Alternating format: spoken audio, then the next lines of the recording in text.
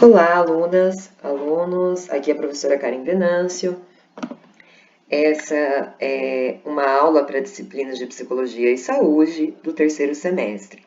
Bom, nesse vídeo nós vamos trabalhar o capítulo 2 do livro Psicopatologia e Semiologia dos Transtornos Mentais. Bom, o título do nosso capítulo é Definição de Psicopatologia e Ordenação de seus fenômenos. Na última aula presencial que nós tivemos, nós estávamos trabalhando esse capítulo 2, e só retomando de forma muito breve o que nós vimos, nós discutimos o que é o conceito de psicopatologia. Então, o conceito de psicopatologia é definido aí como um campo do conhecimento que estuda o adoecimento psicológico e ou mental dos seres humanos, ou seja, suas causas, sintomas e formas de manifestação. Vimos aí que a psicopatologia tem como base diferentes tradições de conhecimento, como, por exemplo, a tradição médica, mas também a chamada aí tradição humanística, que contempla a filosofia, a literatura, as artes e a psicologia. Bom, hoje nós vamos avançar um pouco mais no capítulo 2. Vamos ver algumas outras discussões que o autor nos traz nesse capítulo. O autor vai nos pontuar que, assim como em outros campos científicos, o estudo dos transtornos psíquicos tradicionalmente vão se iniciar através da observação. Então, lembra das nossas discussões nas últimas aulas, das nossas conversas nas últimas aulas. Geralmente, quando existe algum tipo de transtorno psíquico, quando existe algum tipo de doença que não seja psíquica, vamos pensar, né, algo a nível biológico, o primeiro ponto o primeiro ponto de análise através de um método aí científico é o da observação. Ou seja, nós vamos aí nos debruçar a tentar compreender quais são os sintomas dessa possível doença, no caso de um transtorno mental, né? Quais são os sintomas desse possível transtorno mental, o que há em comum em pessoas que possuem os mesmos sintomas, se, por exemplo, é possível reverter esses sintomas, se existem tratamentos, se sim, de que forma. Então, esses são alguns exemplos de observações que podem ser feitas inicialmente.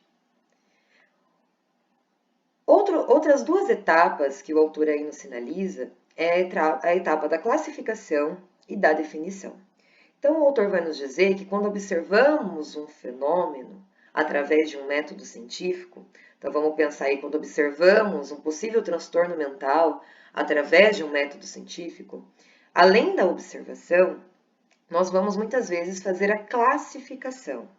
Ou seja, quando observamos um determinado fenômeno, na tentativa de sistematizá-lo, nós vamos classificá-lo, vamos fazer interpretações e ordenamos esse fenômeno de acordo com o que foi observado. Uma outra atividade, um outro ponto que faz parte desse método científico também é a definição. Então, o autor vai nos colocar que essa classificação, primeiro temos a observação, a classificação, e com isso também temos a definição. Ou seja, quando tentamos enquadrar algo em uma determinada categoria, ou não. Então, para isso, é necessário definirmos o que este algo tem em comum, caso ele pertença a uma categoria já existente. Então, se nós tentarmos aí enquadrar esse fenômeno a uma categoria já existente, ou então nós temos a possibilidade de identificarmos que ele não se enquadra em nenhuma categoria pré-existente. Bom, então nós vemos aí esse movimento de busca científica, de observação científica, de construção científica também, de diversos fenômenos, e especificamente aqui nós estamos falando de possíveis aí transtornos psíquicos. Então, nós temos a observação, a classificação e a definição. Bom, e aqui vou trazer alguns exemplos para vocês. Num primeiro momento, vou trazer um exemplo sobre, de uma doença não psíquica, vamos colocar assim, porque talvez no primeiro momento é mais fácil para a gente conseguir visualizar.